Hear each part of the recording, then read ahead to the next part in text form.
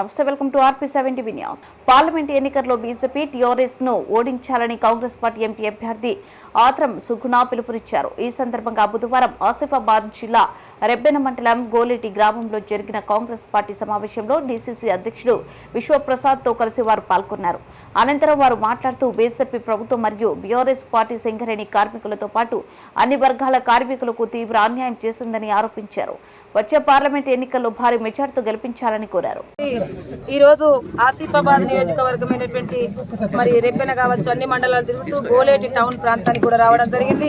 ఈ టౌన్ ప్రాంతంలో ఉన్నటువంటి సంపన్న వర్గాల ప్రజలందరూ కూడా స్వాగతం పలికి మరి తప్పకుండా రేపు రాబోయే రోజుల్లో పార్లమెంట్ ఎన్నికల్లో మరి బీజేపీకి బీఆర్ఎస్ కు బుద్ధి చెప్పుతాం. తప్పకుండా కాంగ్రెస్ పార్టీని ఆల్రెడీ మేము రాష్ట్రంలో గెలిపించుకున్నాం. కేంద్రంలో కూడా రాహుల్ గాంధీ గారిని ప్రధానమంత్రి చేయడానికి ఆదిలాబాద్ పార్లమెంట్ నుంచి నెంబర్ 1 గా నేను ప్రశ్నించే గొంతుగా పార్లమెంట్ కు తప్పకుండా పంపిస్తామనేసి ప్రజలందరూ చెప్పుతున్నారు. చాలా మంది ప్రజలందరూ నా సబ్బండ వర్గాల ప్రజలందరూ కూడా చైతన్యవంతులయ్యారు.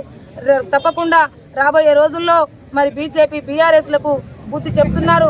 వాళ్ళు చేసినటువంటి తప్పులను ప్రజల్లోకి తీసుకెళ్తున్నారు.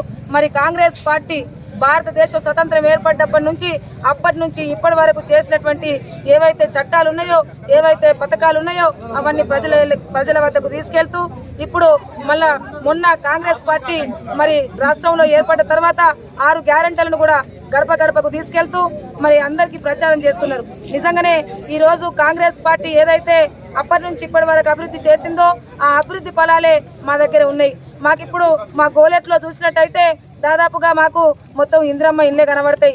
అదే విధంగా ఇక్కడ ఓపెన్ కాస్ట్, ఇక్కడ చాలా రకాలైనటువంటి సమస్యలు. అక్కడ ఓపెన్ కాస్ట్ ప్రాంతం, ఈ ప్రాంతాన్ని అభివృద్ధి చేస్తుంది కంపల్సరీ. అప్పట్లో కూడా అభివృద్ధి చేసేటువంటి కాంగ్రెస్ పార్టీ, ఇప్పుడు కూడా అభివృద్ధి చేసేది కాంగ్రెస్ పార్టీ అనేటువంటిది ఇక్కడ గోలెటి ప్రజలు కూడా అందరూ కూడా సబ్బండ వర్గాల పార్లమెంట్ ప్రజలందరూ కూడా చెప్తున్నారు, చైతన్యవంతులు అయ్యారు. కాబట్టి బీజేపీ బీఆర్ఎస్ లను తిప్పికొట్టి కాంగ్రెస్ పార్టీని కేంద్రంలో నిలబెట్టుకొని రాహుల్ గాంధీ గారిని ప్రధానమంత్రి చేయడానికి కంకణబద్దులు అయ్యామనేసి తెలియజేస్తున్నారు. కంపల్సరీగా రాబోయే రోజుల్లో కాంగ్రెస్ పార్టీ పార్లమెంట్ లో ఒక ప్రశ్నించే గొంతుగా పార్లమెంట్ కు వెళ్తుందనేటువంటి సందర్భంగా కూడా తెలియజేస్తున్నారు.